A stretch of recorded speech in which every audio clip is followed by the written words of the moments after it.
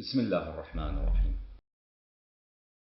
The Umari ulama have time and again enunciated that rejection of a hadith that's proved to be sahih, especially if a hadith is proved to be mutawatir, such rejection amounts to kufr, infidelity, and apostasy. And the reasoning behind such an assertion is very clear, because the saying or an action that's narrated from the Nabi sallallahu alayhi wa sallam in a verifiable manner, to reject such a hadith would mean that this person does not submit to the obedience of the Nabi sallallahu alayhi wa sallam, does not submit to the authority of the Nabi sallallahu alayhi wa sallam, and it indicates that he does not accept him as his Nabi, as his role model, as the guide anointed by Allah subhanahu wa ta'ala. Therefore, this would amount to kufr. This book here is Miftahul Jannah fil Ihtijaj bis Sunnah, written by the well-known researcher and author and a scholar of peerless stature, Abdul Rahman as-Suyuti, whose patronym is Abu Bakr, published by Idar al-Taba'at al-Muniriyah in Egypt. In the prologue of his book, page number 2, the author has these words about the subject we want to discuss. فَاعْلَمُوا رَحِمَكُمُ اللَّهُ أَنَّ مَنْ أَنْكَرَ كَوْنَ حَدِيثِ النَّبِيِّ صَلَّى اللَّهُ عَلَيْهِ وَآلِهِ. Beware, may God have mercy on you, any person who rejects and refutes that a hadith of the Nabi sallallahu alayhi wa sallam, قَوْلًا كَانَ أَوْ فِعْلًا, whether this hadith is a saying of the Nabi sallallahu alayhi wa sallam, one of his statements or one of his actions. بِشَرْطِهِ الْمَعْرُوفِ فِي الْأُصُولِ, a hadith that has been proved to be sahih, proved to be valid. حُجَّةً كَفَرَ وَخَرَجَ عَنْ دَائِرَةِ الْإِسْلَامِ. If he refutes such a hadith to be hujjah, such a hadith to be a proof that needs to be followed, such a rejection amounts to kufr, and such a person would be outside the circle of Islam. وَحُشِرَ مَعَ الْيَهُودِ وَالنَّصَارَى, and such a person on the day of judgment would be resurrected and gathered with the Jewry or with the Christians, أو مع من شاء من فرق الكفرة, or whichever other denominations of non-believing congregations that Allah would desire to gather such a person amongst them. روى الشافعي يوما حديثا وقال أنه صحيح. Muhammad ibn Idris al-Shafi'i, the leader and the faqih of the Shafi'i denomination, one day he recited a hadith and then he added this hadith as sahih. Somebody asked him, أتقول به يا أبا عبد الله, O Shafi'i, do you concur with this hadith? Do you accept the content of this hadith? فاضطرب وقال, Ibn Idris al-Shafi'i became much emotional and upset and said, يا هذا أرأيتني نصرانيا, O Inquisitor, do you think I'm a Christian? أرأيتني خارجا من كنيسة, did you just see me come out of a church? أرأيت في وسطي زنارا, do you see that I've fastened on my waist the belt of the Christian priests, or the belt of the Zoroastrian priests? أروي حديثا عن رسول الله صلى الله عليه وآله وسلم ولا أقول به. Is it possible that I narrate a hadith from the Messenger of Allah sallallahu alayhi wa alihi wasallam and I do not concur with it? Is it possible? مجموعة الفتاوى, written by Ibn Taymiyyah al-Harrani, the famous scholar that the Salafist cult adhere to his sayings very much. The 12th volume, page number 282. وأما من خالف ما علم أن الرسول صلى الله عليه وآله وسلم جاء به فهو كافر بلا نزاع. Any person who disagrees and rejects something that knows the Nabi sallallahu alayhi wa sallam has delivered from his Lord, such a person is kafir without any dispute, without any question. كتاب الأحكام في أصول الأحكام, written by Ibn Hazm, a very famous Omari scholar of the Zahiri madhab, who lived in Spain at a time when Andalusia was under the scepter of the Bani Umayyah. First volume, page 99. وقد ذكر محمد بن نصر المروزي أن إسحاق بن راهويه كان يقول. Muhammad ibn Nasr al-Marwazi has narrated that Ishaq ibn Rahawayh, who is a very famous and respected muhaddith, hadithographer of the Umari congregation, who precedes Bukhari in Muslim and lived before them and precedes Ahmad ibn Hanbal. He used to say, من بلغه عن رسول الله صلى الله عليه وآله وسلم خبر يقر بصحته ثم رده بغير تقية فهو كافر. Any person who has come across a hadith of the Nabi sallallahu alayhi wa sallam, which he acknowledges to be sahih, then he rejects his hadith without any taqiyya, without any fear for his life. Such a person is kafir. ولم نحتج في هذا بإسحاق وإنما أوردناه لئلا يظن جاهل أننا منفردون بهذا القول.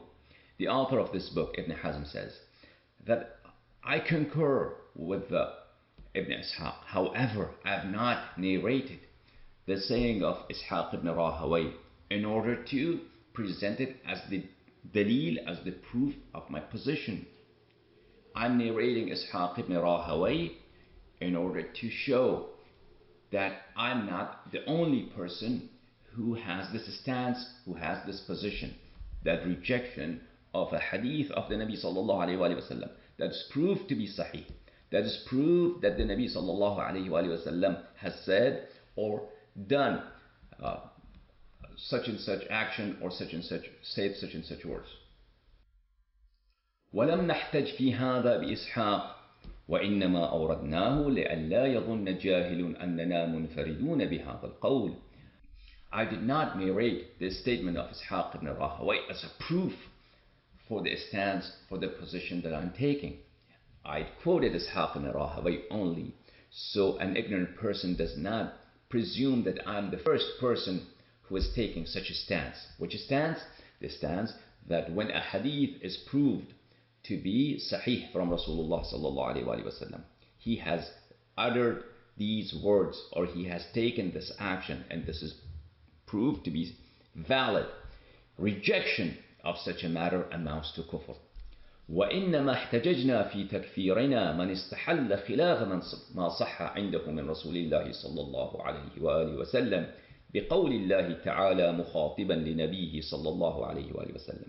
Our proof for the takfir, for declaring the kufr, the apostasy of a person who regards that opposition to the Nabi sallallahu alayhi wa sallam is acceptable. Rejection of hadith is acceptable.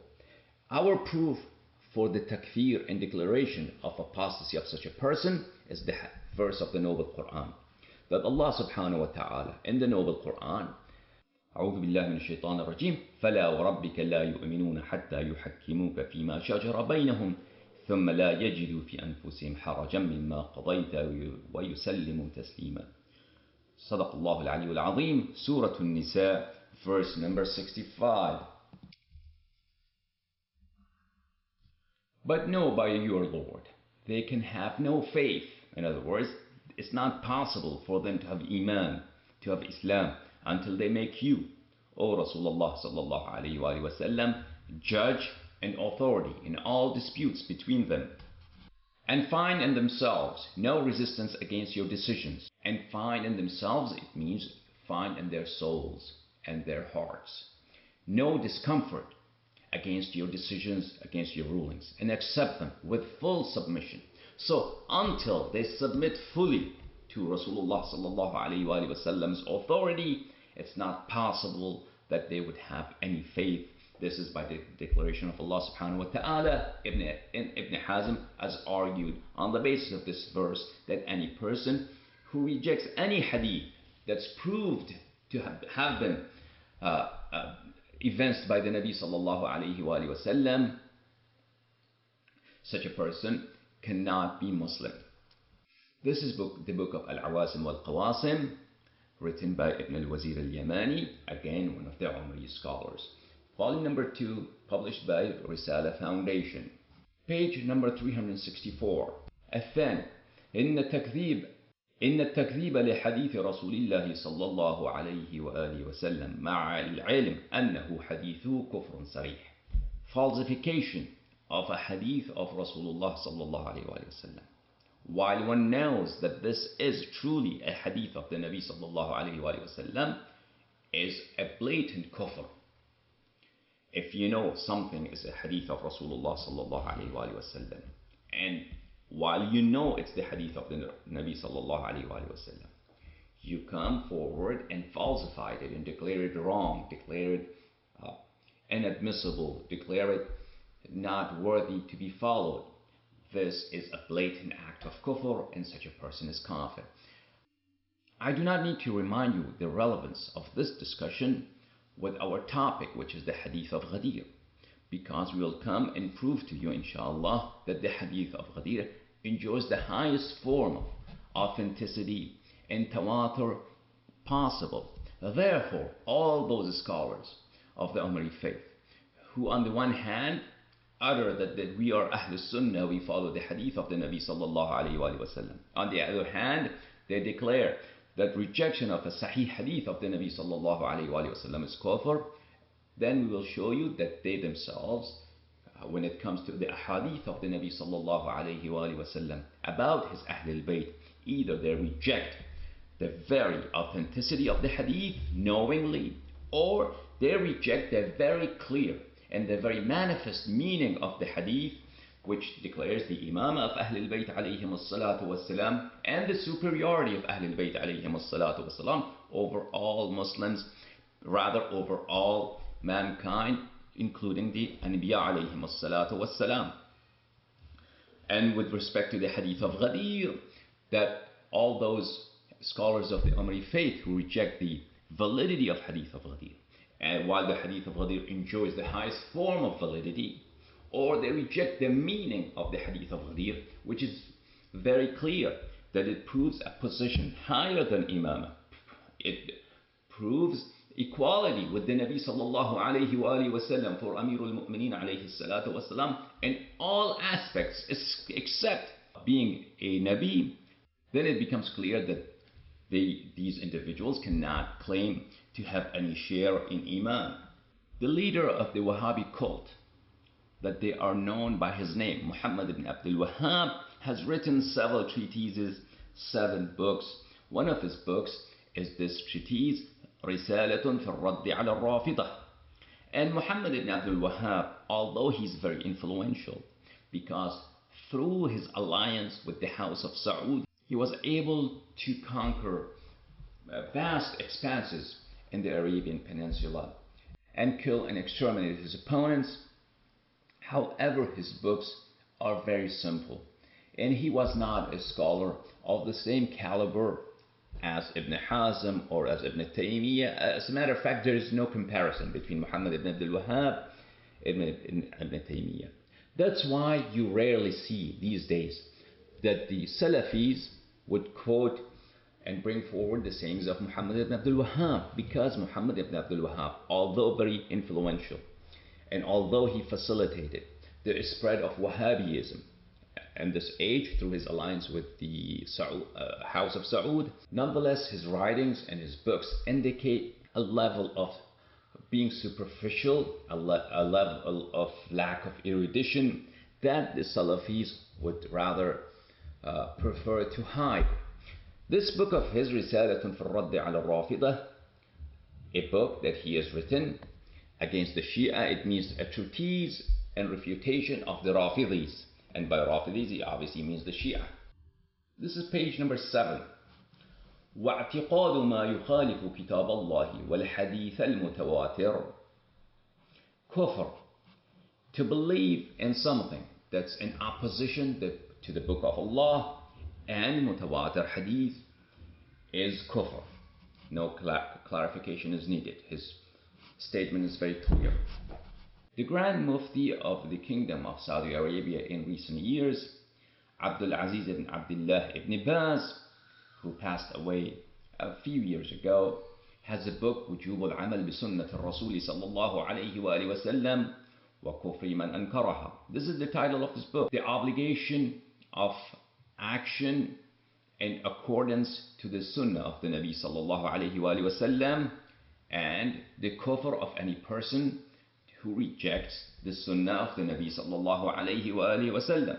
No further explanation is needed, and we have made our point that the Umari congregation and their grand scholars time and again have enunciated that rejection of an action of the Nabi sallallahu alayhi wa sallam, or a statement of his sallallahu alayhi wa sallam, which is proved to be his indeed, such a rejection is kufr, and I wholeheartedly agree with this statement of the Umari congregation. And then inshallah tabaraka wa ta'ala, all these confessions and statements would help us in different stages encountering the Umari ulama and Umari scholars. Having presented this, I deem appropriate at this stage to show to you a quote from one of their grand scholars by the name of Al-Qarafi, who passed away at 684. Abu al-Abbas Ahmad ibn Idris al-Qarafi, and this is his book Sharh Tanqih al-Fusul, that pertains to the science of usul al-fiqh. And this person was apparently a Shafi'i, and he lived in Egypt, and he's buried close to the tomb of Muhammad ibn Idris al-Shafi'i. The book has been published by Darul Fikr. Let me take you to page number 354.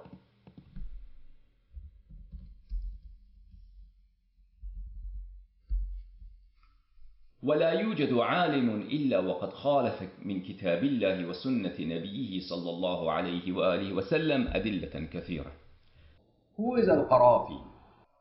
This is Husn al-Muhadara في تاريخ مصر والقاهرة, written by the very famous scholar of the Umari faith, Abdul Rahman al-Suyuti. Volume number 1, published by Isa al-Babi al-Halabi وشركاؤه, دار إحياء الكتب العربية.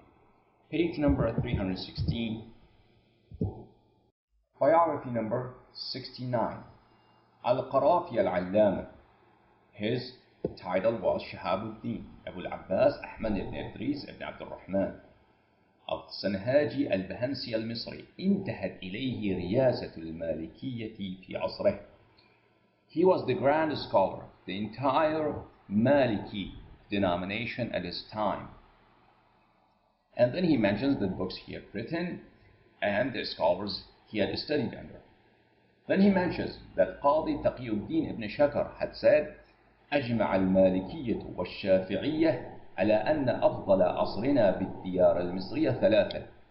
All of the Maliki and Shafi'i concur that at that time the most brilliant and the most respected scholar were three. Al-Qarafi, the person we are talking about, the other would be Ibn al-Munir and Ibn Daqiq al-Eid. And then he mentions that he passed away at the year 684 after the migration of our Rasul sallallahu alayhi wa alihi wa sallam. Declares this alim of the Umari faith, وَلَا يُوجَدُ عَالِمٌ, there exists no scholar of the Umari faith, whether it be from the fuqaha, jurists, muhaddithin, علماء الجرح والتعديل, متكلمين, there exists no scholar إلا وقد خالف من كتاب الله وسنة نبيه صلى الله عليه وآله وسلم أدلة كثيرة. There exists not a single scholar who has not opposed many proofs, many hujaj, many adillah from Quran and from Sunnah. Every alim of the Umari faith at one stage or other has disagreed, has opposed many proofs from Kitabullah, from the Noble Quran, and from the Sunnah of the Nabi sallallahu alayhi wa sallam, and then he presents his justification for such opposition, why the scholars have opposed Allah's book and the Nabi sallallahu alayhi wa sallam's Sunnah.